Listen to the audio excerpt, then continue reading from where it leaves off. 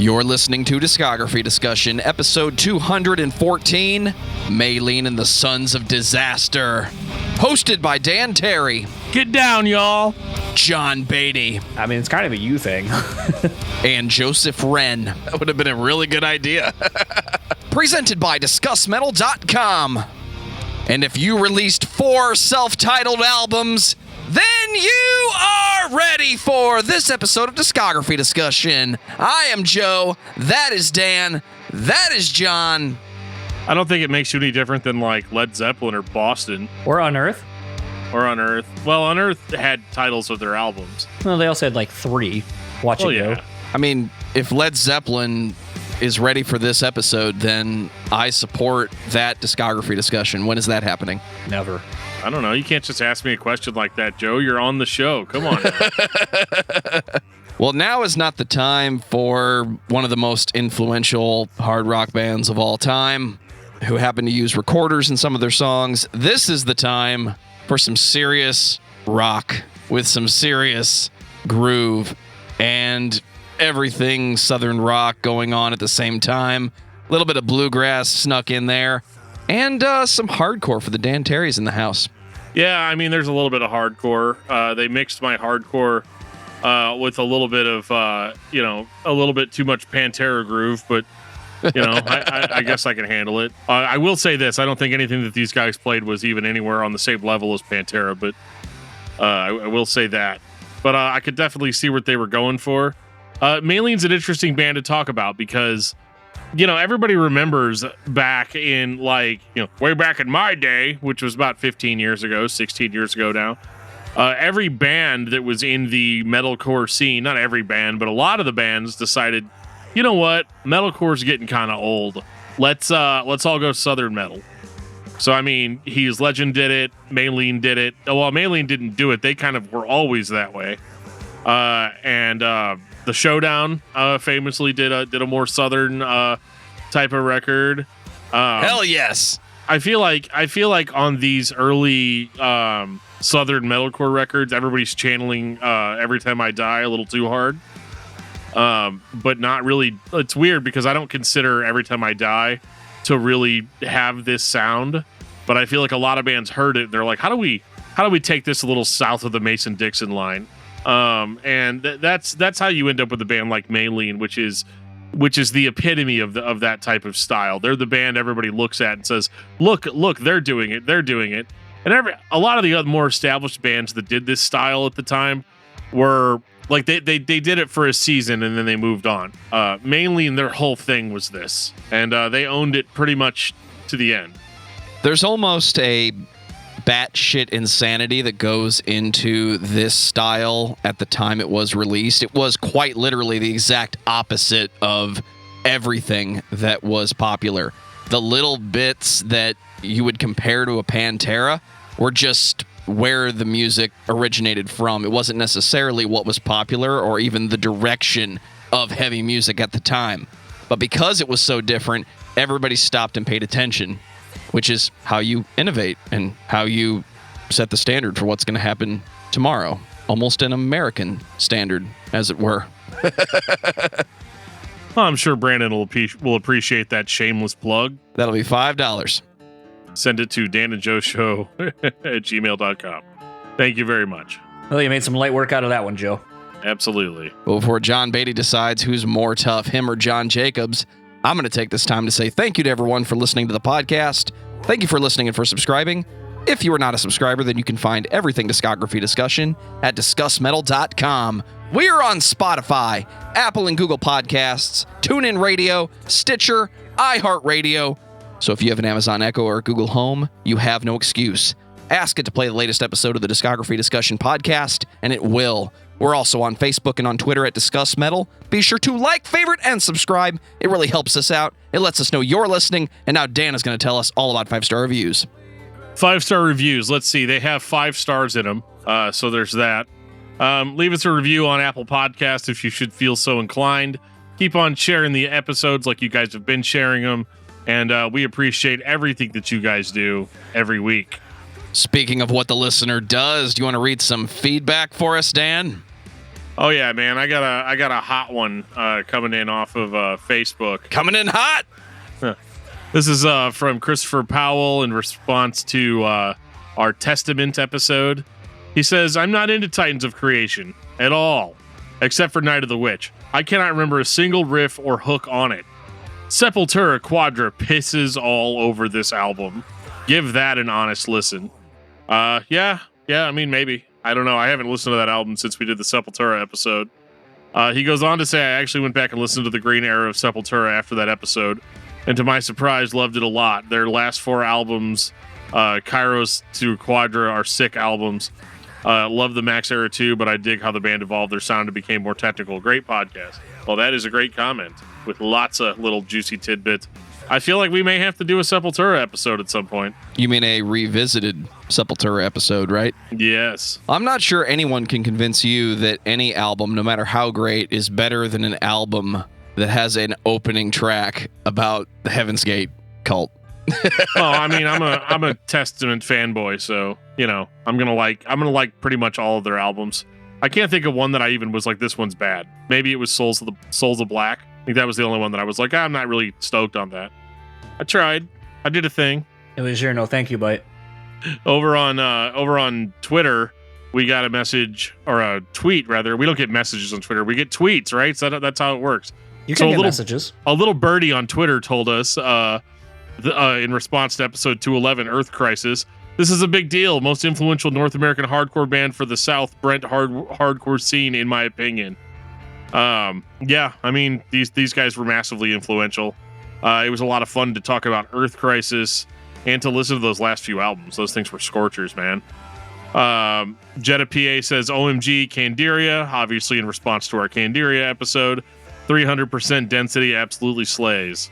I agree. 100%.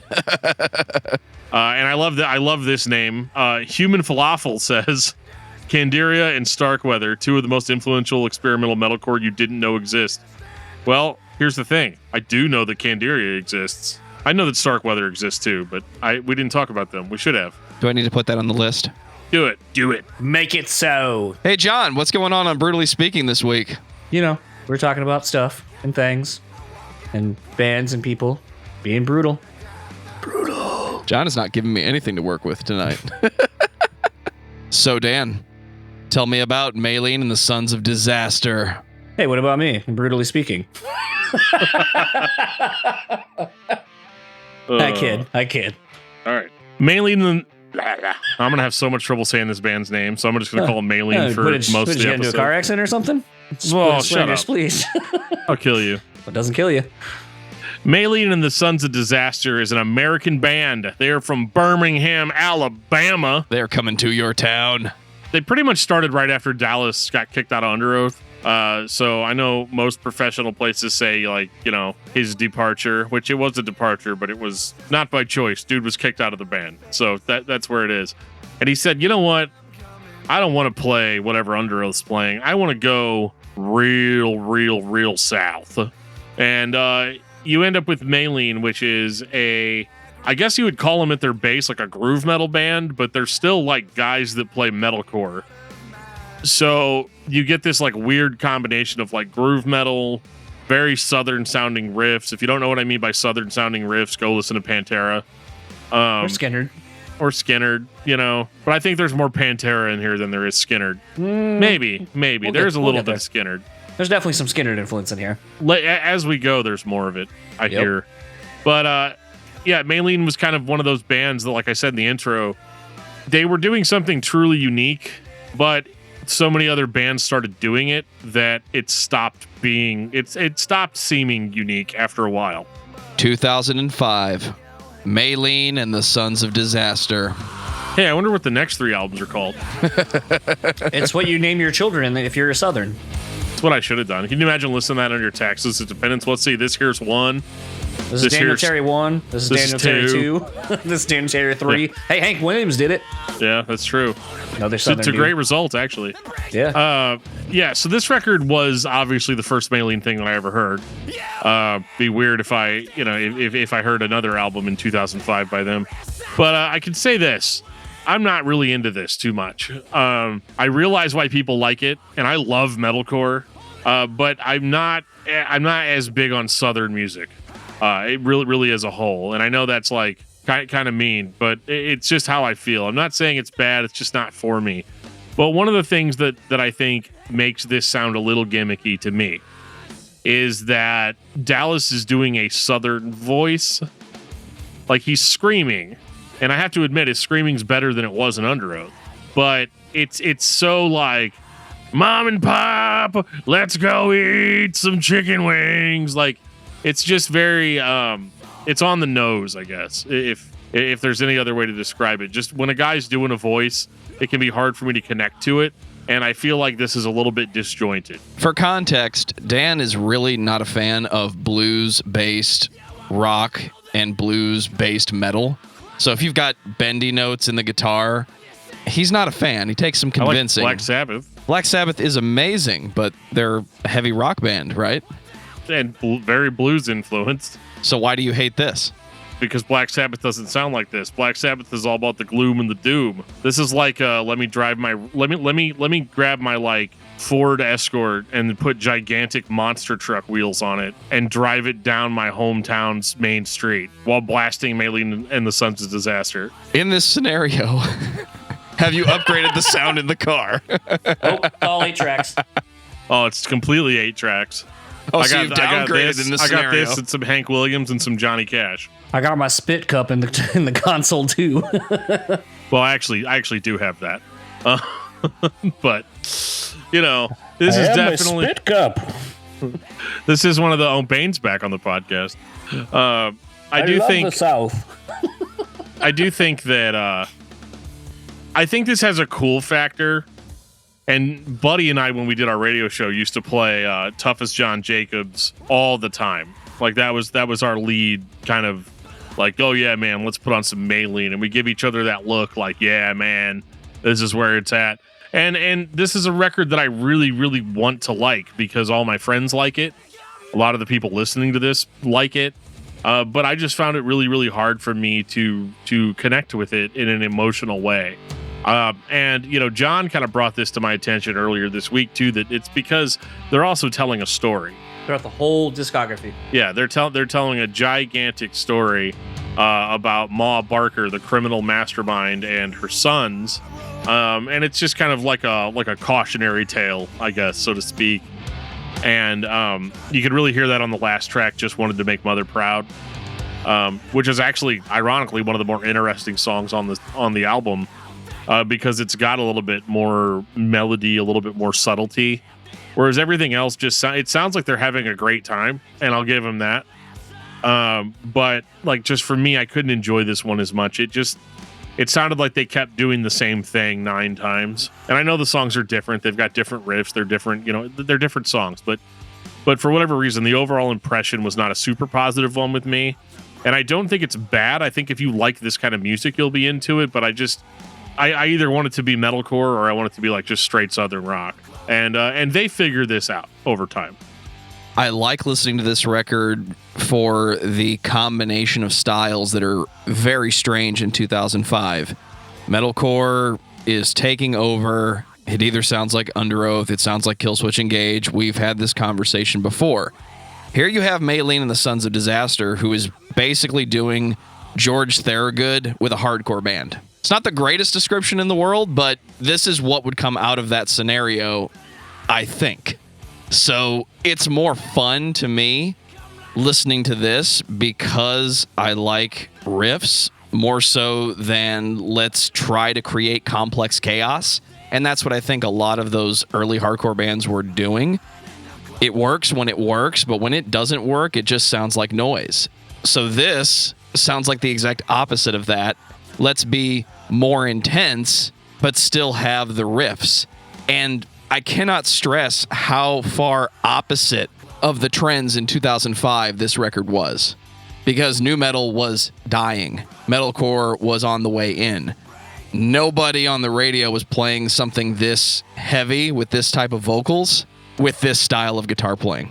I don't know. This feels like the era it's from. A lot of pull-offs in your guitar playing that just kind of signified that, like, you know, we're sort of a southern band of some sort. I wasn't really too stoked on this record either. I felt like this is just trying way too hard to be a southern metal thing instead of just writing whatever comes more natural, or I should say comes more natural in presentation. You know, as Dan kind of said, I had kind of pointed out through some digging just to kind of see, because actually, you know, I just wanted to make Mama Proud as a really great example. I really liked that song, and I think it's a way more interesting song than anything else they had done on the album. And it, you know, I kind of started following more of the lyrics, because you can kind of, Dallas wasn't trying so hard on that song. It felt more organic. And so I really was trying to take in the lyrics. You know, I just kind of got this vibe of, like, you know, it's like an origin story or the ending to an origin story. And, you know, basically, spoiler alert, everyone dies. And it was one of those things where I started kind of digging into the lyrics and what were influencing these. And then that's when I had come across the fact that there was this underlying story, this narrative of basically the Ma Barker and her sons and the crime organization, and basically writing from the perspective of, you know, that. And I feel like, I wonder, at least at times, and I'm probably going to hit on this a couple more times throughout the discography, that I wonder if trying to write from that perspective actually severely limited the band in what they could do, because that was the singular narrative that you were trying to write from always. I do wish, you know, songs like Gusty Like the Wind, I wish there was a little bit more melody, like the chorus in that song. Like, there's pieces and they're there, and you're like, you're almost kind of there, but you're just not. All the pieces haven't fallen into place, and what you kind of get is just basically a mediocre album at best, but that there is hope that it'll get better. So you think the theme or the story limited the overall creativity on this one?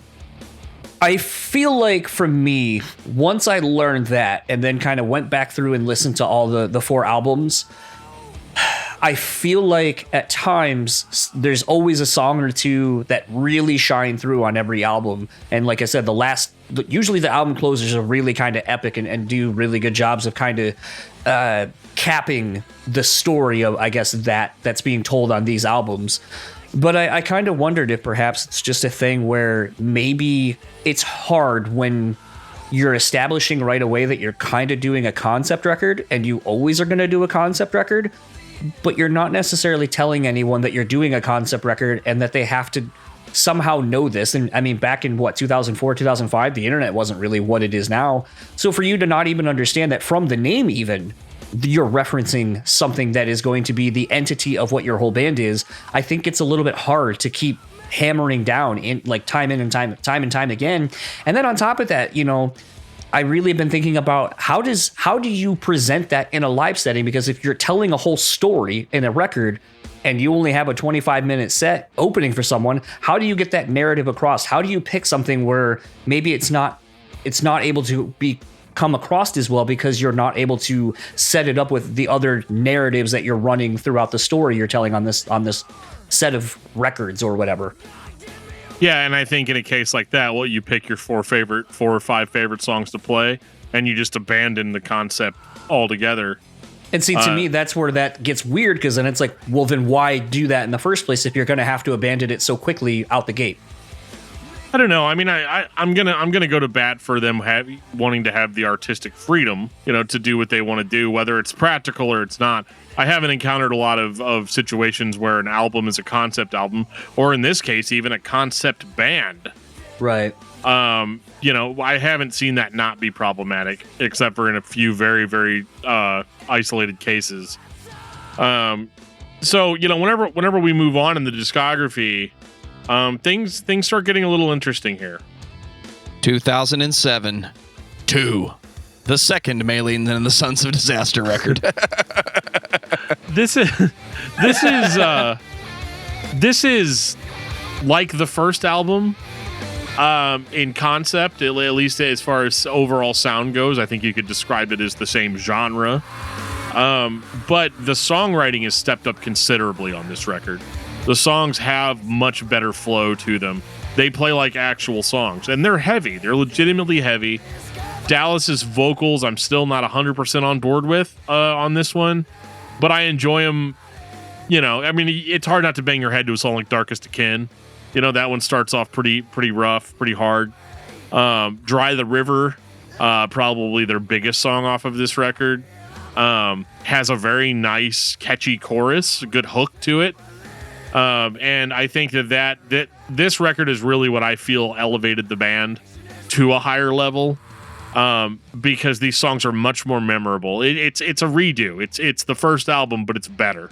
And it has more of a raw hardcore sound. It's like they leaned into the production style of those hardcore records, but still played the Southern rock influenced riffs. It's almost showbread dry in places, and I appreciate that because that keeps me in the zone of what this album sounds like. Well, yeah, they dried the river, Joe. I think we've said that. Like, yeah, it's raw. It's a little dry, but I think it works. And just like the first album, they ended off with the day hell broke loose at Sickard Hollow, which again like picks up on this concept that you had with Just Wanted to Make Mother Proud. And again, they're doing this really well. And I think this record overall, I could listen to this one, a couple times in a row and really, really enjoy it. Whereas I feel the first record was just a little too much. Yeah, by the way, I think I thought of another band too that did this. The album titles just being numeric, and I think it was Down. You had Down 1, Down 2, Bustle in Your Hedgerow, Down 3, something or other. I don't remember what that was called, but I think Down did that as well. Just for anyone who maybe was on that conversation, and I know like I do like to do when I'm listening to podcasts, I'm like, oh, you motherfuckers, you missed this one. But that being said, right away this sounds better. 2 sounds better than the previous album. Dallas's voice seems to have kind of found its place amongst the music itself. I still think at times this band is trying a little too hard to push the Southern sound. I can definitely hear more of the band's influences on this one, like Death is an Alcoholic. Has a bit of that Thin Lizzy swagger with that opening lead riff and the giant chorus to pay off the fucking dirty, nasty sleaze of that riff.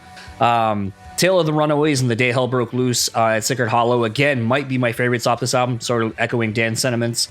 To me, if you're going to go all Southern, do it like this, with the acoustic guitar, with the slide guitar thrown in, with even some of those banjos and so forth. Like, I just feel like this wasn't really a thing in the early 2000s, and is more interesting and is what separates them from the bands like the He Is Legends and the Every Time I Dies that were kind of doing this, and even some of the bands like, the Showdown kind of coming at the heels of this sound at this point. It's separating them from all of them. I feel like this album, I like this album more than the first. But again, when this is done, I'm left wondering, where will this go? And will this be the one where I go, they perfected the balance I'm looking for from this band? Yeah. At this point in the discography, they're very compartmentalized for me. Yeah. I put them in the same boat mentally as Showbread at that time, because that was the exact opposite of what everybody else was doing. So to hear a band playing this style and merging it with hardcore, it works in a way that is just more entertaining to me than the copycat after copycat after copycat that was saturating everything at the time. This was something different, not necessarily something new, but it was something that had been done before. We just all needed to be reminded that it was still fucking cool. I wonder if it was new by 2007, because I may have my years or my dates a little mixed up, But I do think that everybody, after Maylene put out that first record, I think everybody jumped on that bandwagon. I don't know if by 2007 everybody was still on it, except for Maylene. And I think that is one of the most important things, is after Maylene shows up, everybody thinks they can play Southern metal or Southern rock or Southern hardcore, whatever that means. And it's interesting to hear stuff like this going further into the discography. And what I think is interesting, too, is how even though as we go on, they're going to change their sound significantly, they still keep the concept in check, and they still stick with the Southern rock theme, although more emphasis on the rock this time around. 2009. 3. 2, 1. Oh, wait. Sorry, I thought we were doing a thing. Yeah, dude, we're talking about Hank III. And Ass Jack, because you have to talk about them at the same time. Nobody? Well, that's just a shock. So I'm more interested to hear what John thought of 3. So for me, right out the gate, this is getting a little bit more southern swampy vibes on it. Waiting on My Deathbed, great example of that. Seems that on track 1, we found a way to blend what I like about the more slower elements of the band and their penchant for writing riff-heavy rockers. To me, this is the quintessential Maylene album so far, as they figured out a way to do the southern thing without it feeling forced, blending rock riffs with the slide guitars, banjos, and all of that. And this is probably the best that Dallas has sounded to me. I like that this album feels like dudes getting in a room and jamming versus writing parts. Choruses are better and stronger, and I also love the diversity of the guitar tones that seemingly help give the vibe of something working for each song. Some have that straight ahead 80s sound, like on Old Iron Hills, to even some of that Great White Poison, let me rephrase that, to the Great White / Poison style twang in Listen Close, complete with a total 80s, like Def Leppard-y inspired monster chorus with like layered and layered and layered vocals like Mutt Lange loved to do. Fuck yeah. I also really want to see this band do an acoustic album after hearing this. Where Saints Roam and The End Is Here and The End Is Beautiful and most of the other album closers would make for a great unplugged set. Or hell with the band writing from perspective of a crime family. Do a storyteller's vibe and just set it up to make it look like a campfire and that you're sitting around and you're kind of telling these not ghost stories, but basically you're telling like these outlaw country kind of songs in an acoustic style. And I think that would really lend the band to a really interesting album that hasn't been done and would allow them to kind of narrate almost like a Broadway-esque kind of performance. Something I think one of the few bands that could probably pull something like that off, but this felt very ambitious and felt very balanced finally. I was kind of hinting at when is the band going to be able to put all the pieces together and write a cohesive record that sounds great from start to finish? And to me, this is it. I like the 80s vibe that you mentioned. It definitely sounds like an older hard rock heavy metal band playing southern rock. It gives off that vibe like we used to be time aligned for shit and vocals were stacked. Rat put out Infestation in 2010, and guess what? It still sounded like Rat, but it came out in 2010. So take that vibe of that big chorus, and you've got insert name of 80s record. And you have that in 2009, almost fully realized, except it's Maylene and the Sons of Disaster. We're still going to hit you with that hardcore a little bit on this one. So if you take the hardcore screams out, I could show this to my dad. Yep. And he'll be all like, hell yeah, let's go camping. No, that's a different band. That's a different southern band. Yeah, right. Drinking beer, smoking weed. I think that, he'd be like, yeah, let's go camping.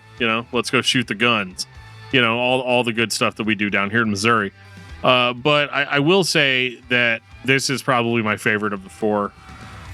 Just because the songwriting, like John said, is at its finest. They are much more cohesive than they were before. This is all about the songs now. It's not about the sound, the vibe. There's definitely a good sound and a good vibe, but it's not about that. They wrote these songs and put them together in a really cohesive way that showed an understanding of what good songwriting is that I think a lot of bands that start off in the hardcore scene don't really have. These guys wanted to write strong, hooky songs, and I think they've wanted to do that since the beginning, but I think this is where it really is the apex of it. And, I guess, guys, if there's any other way to describe it, I would say that this is the Citizen Kane of... No. Rosebud. We've already made that film reference. I mean, actually, it's interesting, though, I know unbeknownst to Dan, that probably wasn't the theme of these 2 discographies, but, we always talk about how we record these kind of in twos or in pairs, and it's interesting when you kind of start finding the underlying similarities between the discographies we're checking out. With and now with Maylene, we kind of said that the 3rd album was kind of both bands really figuring out who they were, writing their most ambitious and consistently great work, that we're like, yes, finally, you had the pieces and now you put it all together, whether that's, just being unafraid to write the records that you wanted to, you're not having a label necessarily pressuring you, maybe spending more time writing these records or just spending time with each other as musicians. Whatever the case may be, the 3rd record between these 2 discographies is just basically the landmark record for both these bands, where we're like, this is why you listen to this band and this is why you would why the hype basically behind these bands is what it is probably because of these records. Yeah, I mean, I can just agree. I think that, both, if you're looking at both bands kind of comparatively, it also was a third album that, the bands had both spent a lot of time establishing their sound, locking in their fan base. And I think that third record idea is just like, okay, how do we branch out of that? Yeah. Without alienating our fans. And I think this record especially does a really good job of keeping people that were fans of the old Maylene on board, and giving them enough of that Maylene sound that they enjoyed before, but also going on and making everything much more cohesive. They're not going to necessarily do that on the next record. Can I go first on that one, please? Sure, John. Okay. Joe, you put that Godsmack record down, I swear to God, smack. But Dan, it's 2011 and we're talking about 4. Ooh. 3, 2, 1. Go, John! This is not good. Like, this sounds like a clear attempt to cash in on going more mainstream. I don't know what really to say about this. The first song sounds like we listened to a bunch of Clutch and threw in a dash of STP's odd chorus structures thrown in for good measure. Overall, this just feels like a band who had been working towards their own sound, and then when this comes out of left field, it's like, wow, this is really a shame that this is the last album we're going to have from the band and not the one before it. There's really, to me, not much redeeming quality on this record. Sorry. It sounds like a simpler... It's not Simple Man. Don't say it. ...record than John. With most of these bands that put out the seminal record, the one that you have to listen to, how often are we talking about the follow-up being a simplified version of that? Because this when isn't you've even a gone simplified through version, man. all of that and spent that much time putting in all those extra layers and pieces and making it sound like the big overall production that it was, whether that's the producer of the band, I don't know. How many times are we talking about the next album? We just wanted to play music. We didn't want to have to put work into it. We wanted to have fun again. And it ends up sounding like this, which is unfortunately not as good as the previous 3 records, in my opinion. Well, I hate to be the guy that says this, but I like this record.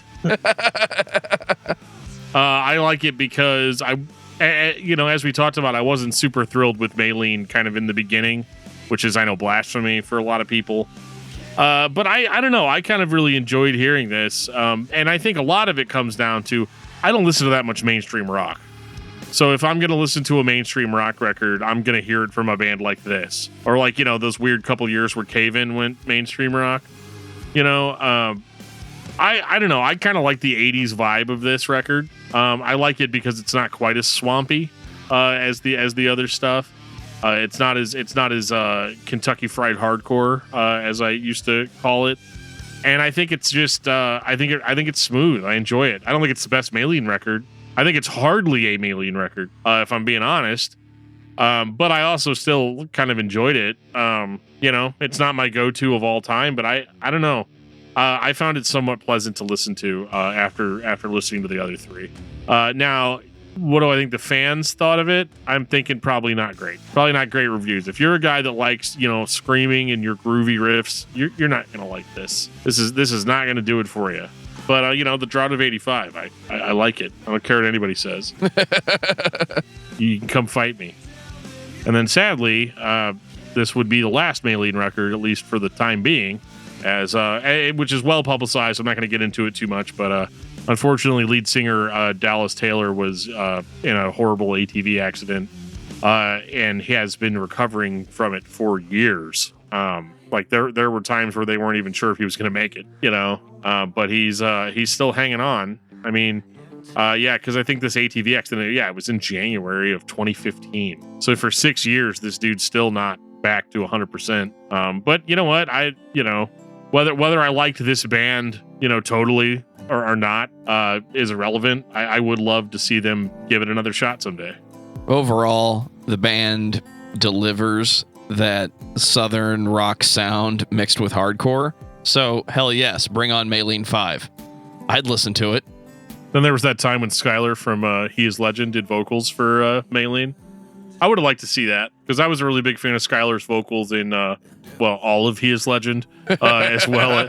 But more specifically in reference to Maylene, his vocals on Suck Out the Poison. I have a feeling we probably got a very similar experience there. Final thoughts on Maylene and the Sons of Disaster. John. I think for me, it's this discography is kind of frustrating because you can see the potential where the band is going to go and that they can be great, but largely they miss the mark. And then when they finally do hit it, they're not consistent enough with the delivery, because then they put out 4, which is completely not the same as 3. Sounds weird to say it like that. Who does number 2 work for? That's right, you give that turd hell. But it's one of those things where I just walk away from this discography going, you know, they got compared to so many other great bands. Every Time I Die, they got compared to, well, I mean, E-Tid really, but He Is Legend. But I mean, He Is Legend also changed. Every Time I Die has changed. And I feel like it seemed like this band was kind of one of the first to really take that adventurous leap forward, where the other 2 bands hadn't yet. And they just never stayed the course, seemingly. I don't know if that's due to lineup changes, you know, listening to labels or whatever, if, you know, maybe the 3rd record actually didn't do very well. And that's why they didn't make that record kind of sound again. This is kind of largely a frustrating discography for me. I would be interested to see, especially in light of what Dallas has gone through, if potentially a new record would actually drop the narrative of basically what they're writing or have been writing about, and it would be more about Dallas and his experiences, or if he would somehow be able to parlay this into life of a, you know, outlaw on the run, you know, down and out, and if he would be able to really sell those themes more because he has the conviction to go from and draw from now, whereas he wouldn't before. So I'm definitely not down and out about this band. If they were to put out something, I definitely would check it out and see what's going on, and hopes that it would sound more like 4. But definitely some fun stuff throughout the discography, worth checking out at least once. Dan, what about you? I think that Maylene is very influential, and they very much define a specific period of metalcore that was going on in the mid to late 2000s. And I like that they stuck with it. I didn't always like what they did, but they were a band that I thought was outrageously solid for what they were doing. I just couldn't get past that hurdle of it being super Southern music, which I'm not typically a huge fan of. And that's not their fault, but, you know, I definitely still saw the... I was still able to appreciate the integrity of songwriting, especially in those middle 2 records. I think Maylene and the Sons of Disaster hit a sweet spot that otherwise did not exist in 2005. And for better or for worse, they maintained the intentions throughout their current discography. I look at a band like Zeal and Ardor, and I think that's something that started as a joke. Like, wouldn't it be funny if you put these 2 styles together? And then somebody did it. I wonder if this started the same way. Somebody said, why not mix these 2 styles together? And then somebody did it. So when you look back on Maylene and the Sons of Disaster, yes, they influenced a lot of bands. And I would go as far to say we wouldn't have what is currently referred to as dark country without Maylene and the Sons of Disaster. So listen to Maylene and the Sons of Disaster, because they have influenced more of your favorite music than you're probably aware of.